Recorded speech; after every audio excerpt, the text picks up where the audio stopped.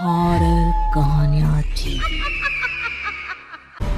मिलिन अपने dog bio के साथ चाइना के शंघाई शहर में रहती थी। वैसे तो वो चाइना के एक छोटे से गांव से थी, पर अपने फादर की डेथ होने के बाद वो अपनी माँ और बहन के लिए पैसे कमाने शंघाई शिफ्ट हुई थी। मिलिन की पर्सनालिटी बहुत ही स्वीट सी थी और वो एक टॉय शॉप में काम करती थी।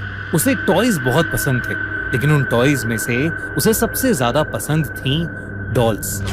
क्योंकि वो एक टॉय शॉप में काम करती थी, तो वो डिस्काउंटेड रेट्स पर अपनी मनपसंद डॉल्स ले लेती थी। उसके घर में अलग अलग देशों से आई हुई यूनिक डॉल्स थी। एक दिन उसकी शॉप में एक लिमिटेड एडिशन लबूबू डॉल का कलेक्शन आया, जहां सारी डॉल्स आते ही बिक गईं। एक डॉल मेलिन ने पहले से ही अपने लिए अलग रख ली थी। उस लबूबू डॉल का कलर गोल्डन था, एक ऐसा शेड जो बाकी लबूबू डॉल से अलग था। वो डॉल बहुत ही सुंदर थी और उस लबूबू जितनी क्यूट स्माइल मेलिन ने पहले कभी नहीं देखी थी। मेलिन उस लबूबू डॉल को अपने घर ले गई। वो उस दिन बहुत खुश थी और बस उस लबूबू डॉल को निहारती जा रही थी। उस डॉल की प्यारी सी नीली आंखें, गोल्डन कलर का सुंदर सा फर, लंबे लंबे कान और प्यारी सी बड़े बड़े दांतों वाली स्माइल। मेलिन ने उस लबूबू को जोर से गले लगाया, उसकी ढेर सारी फोटोज खींची और अपने डॉग बाओ को उसकी डॉल फैमिली के नए मेंबर से इंट्रोड्यूस कराया।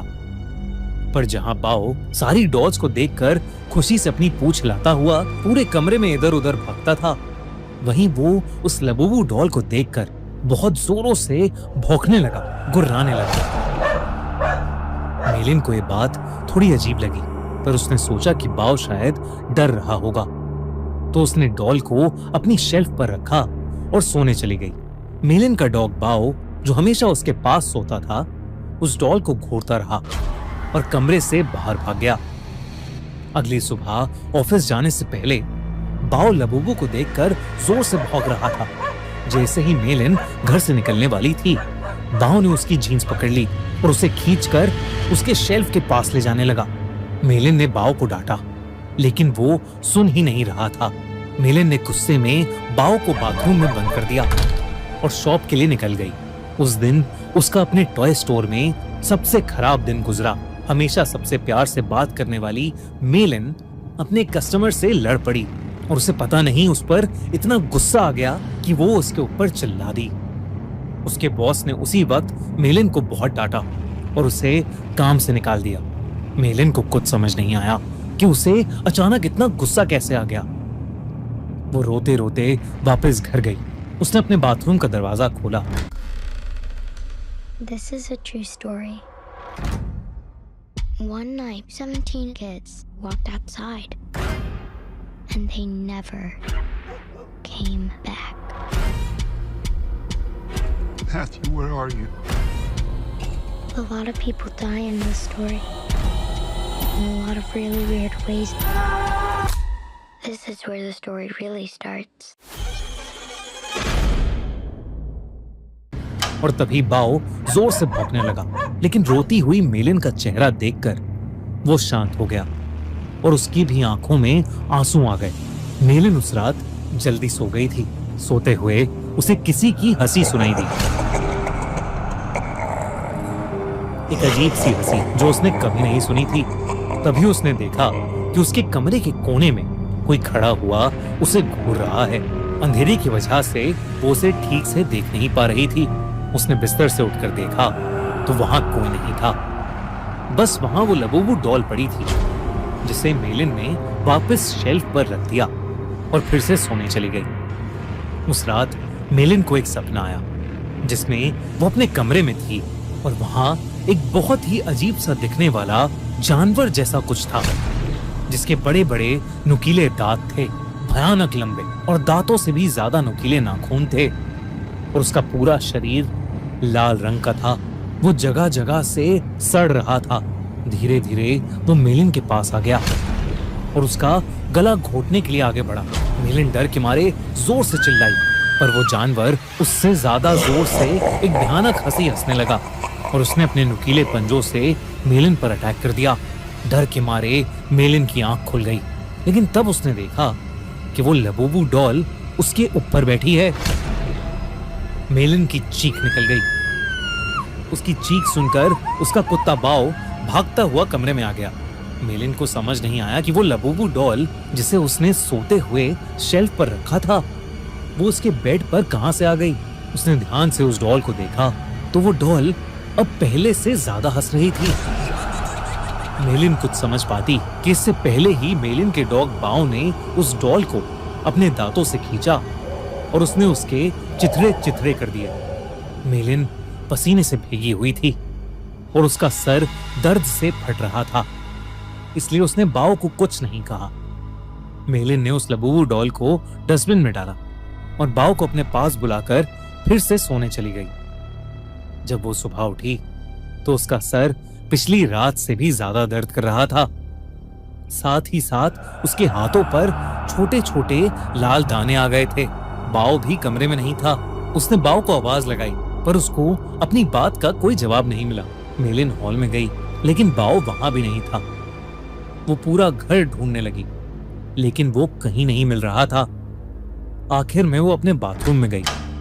बाओ बाथरूम में भी नहीं था, लेकिन जब उसने अपना चेहरा शीशे में देखा तो उसका पूरा चेहरा उन छोटे छोटे लाल दानों से भर गया था।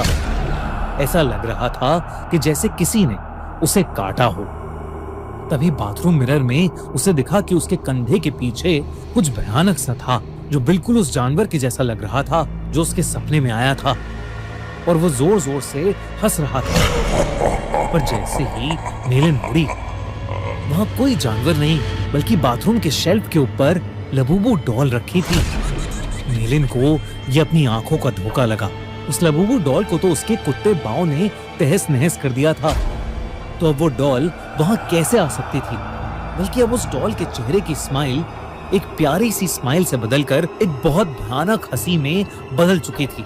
मेलिन अब घबरा गई थी और वो बाओ को आवाज देती हुई घर के बाहर चली गई, लेकिन वो आसपास कहीं नहीं मिल रहा था। जब वो वापस घर में घुसी तो उसके होश उड़ गए। वो लबूबू डॉल अब किचन के सिंक के पास पहुंच गई थी। उस डॉल के हाथ और दांत लाल पड़े थे। जब मेलिन ने सिंक के नीचे देखा तो उसके रोंगटे खड़े हो गए। वहां उसके डॉग बाओ की बॉडी पड़ी थी और उसमें से खून बह रहा था। ऐसा लग रहा था कि जैसे उसको किसी ने बुरी तरह नोच खाया है। बाओ मर चुका था और ये देखकर मेलिन की हालत खराब हो रही थी। उसे समझ आ गया था कि लबूबू डॉल कोई आम डॉल नहीं है। उसने इंटरनेट पर लबूबू डॉल से जुड़ी इंफॉर्मेशन सर्च करनी शुरू कर दी।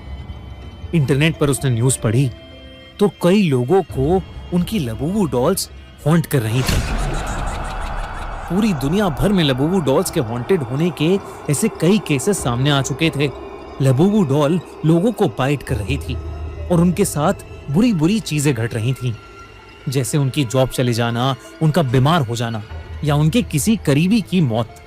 ये सब न्यूज पढ़कर मेलिन और ज्यादा डर गई थी। उसे समझ आ गया था कि उसकी लबूबू डॉल हॉन्टेड है। उसने देरी न करते हुए डॉल में आग लगा दी और उसकी राख को एक जार में डालकर पास की नदी में बहा दिया। उस रात ये सारा किस्सा उसने अपनी छोटी बहन को फोन पर बताया।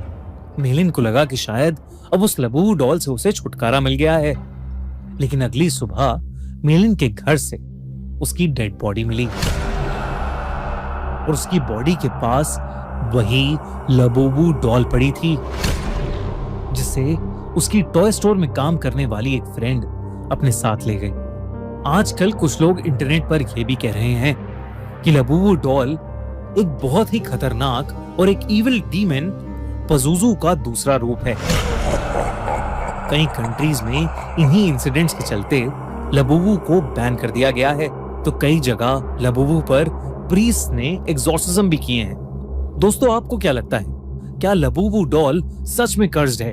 क्या उसमें सच में एक डीमन है या ये सब बस एक अफवाह है?